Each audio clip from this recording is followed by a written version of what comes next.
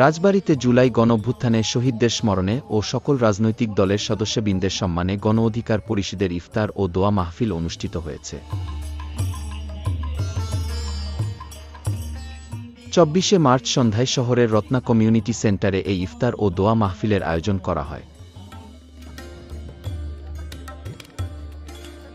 গণ অধিকার পরিষদ রাজবাড়ী জেলা শাখার আহ্বায়ক মোহাম্মদ শরীফুল ইসলামের সভাপতিত্বে রাজবাড়ী প্রেসক্লাবের সভাপতি কাজী আব্দুল কুদ্দুস বাবু, দাদশী ইউনিয়ন পরিষদের চেয়ারম্যান মোহাম্মদ দেলোয়ার শেখ, বাংলাদেশ খেলাফত যুব মজলিস রাজবাড়ী জেলা শাখার সভাপতি মাওলানা আবু তাহের, বৈষম্য বিরোধী ছাত্র আন্দোলন রাজবাড়ী জেলা শাখার আহ্বায়ক মীর মাহমুদ সুজন, মুফতি জাকির হোসেন, সদর উপজেলা ইমাম কমিটির সভাপতি হাফেজ মোহাম্মদ নাজমুল হক, বাংলাদেশ যুব অধিকার পরিষদ রাজবাড়ী জেলা শাখার সভাপতি কামরুল ইসলাম রাশেদ প্রমুখ বক্তব্য রাখেন।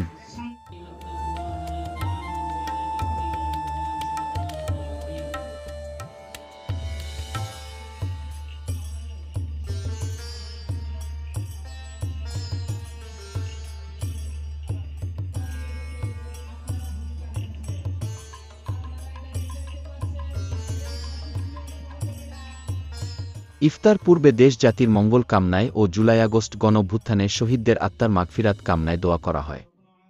দোয়া পরিচালনা করেন সদর উপজেলা ইমাম কমিটির সভাপতি হাফেজ মোহাম্মদ নাজমুল হক।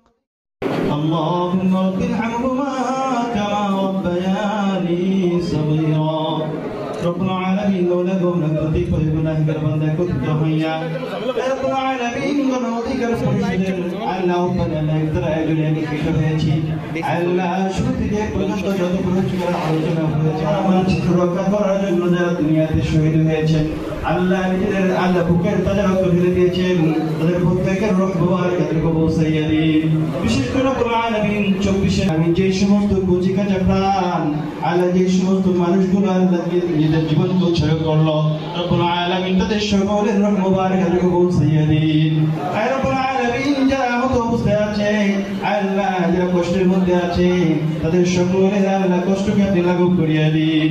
আয় রব্বুল আলামিন আমরা যারা এই সংগ্রামের মধ্যে আল্লাহ যুক্ত আছি আল্লাহ প্রত্যেকটি দলকে আল্লাহ এই বাংলাদেশের জন্য একত্রিত করেন। আসসালামু আলাইকুম আলহামদুলিল্লাহি রাব্বিল আলামিন।